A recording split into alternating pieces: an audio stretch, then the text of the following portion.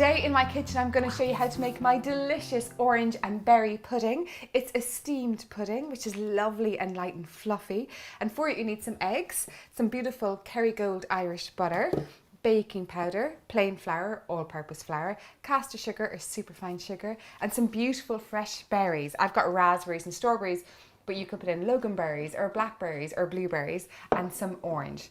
And the first thing I do is make the batter. So I need my butter, my caster sugar, my flour and my baking powder. You start by making the cake batter by creaming together the butter and the caster sugar.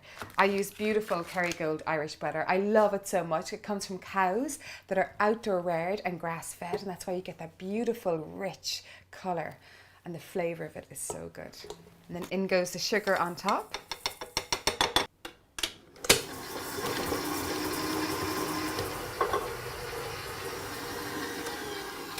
So my butter and sugar has creamed together, and you want to get a lovely smooth consistency like this. And then the next thing we do is actually zest in 2 oranges. And the zest gives such great flavour, even more so than the actual juice itself. It just gives a deeper flavour of orange. The other thing that you could use instead of fresh oranges is orange blossom water, which you'll notice I use a lot in my recipes because I love the flavour of it. Put this back on because the next thing I'm going to do is add in my eggs one at a time. So about halfway through beating, what I usually do is with a spatula just scrape all of the batter that's sticking to the bottom so that you really get everything well combined together. And then pop it back on for a last good beat. And then I put in the juice of 1 orange, which is about half a cup. And then next I sieve in the flour and the baking powder. And by sieving it, I'm getting as much air into the cake batter as possible, and also getting out any lumps that might be in the flour. So my cake batter is made. Give it a taste. Yum! I'm going to steam the whole pudding in a stainless steel bowl. You can use a glass bowl as well. Both are equally fine.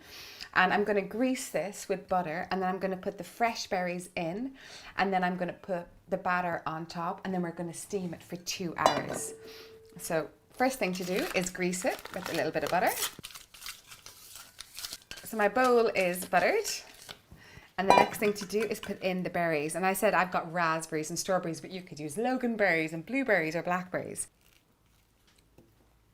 So when you're popping them into the base, just make sure that you disperse them evenly around so you're getting an equal number of strawberries and raspberries throughout it. And the last thing is I'm going to put the batter in on top of the fresh berries. And you want to leave some space at the top of the bowl like that to allow the pudding to rise. So lastly, you want to make a lid for the top of it with some parchment paper, baking paper and some tin foil. So just measure out the amount that it takes to cover it, tie it with some twine, and that will stop the lid from like popping up when it's been steaming.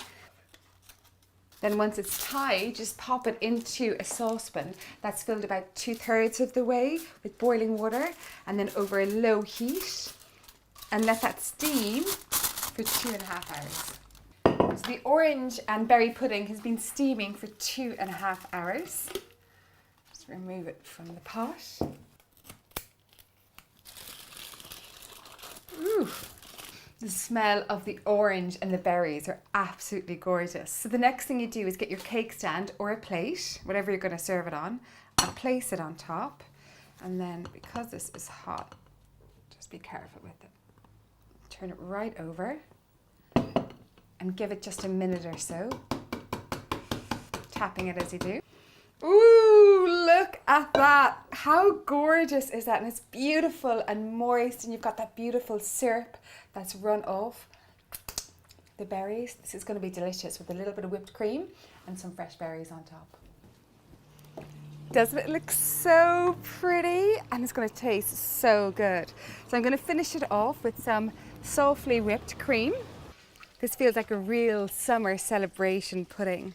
And with these beautiful fresh berries on top, it's going to look magnificent. and just the last couple of berries to make this the most delicious summer berry pudding. Full recipe is below. Please send me a pic if you make it and let me know how you got on. Otherwise, I'll see you soon. Enjoy.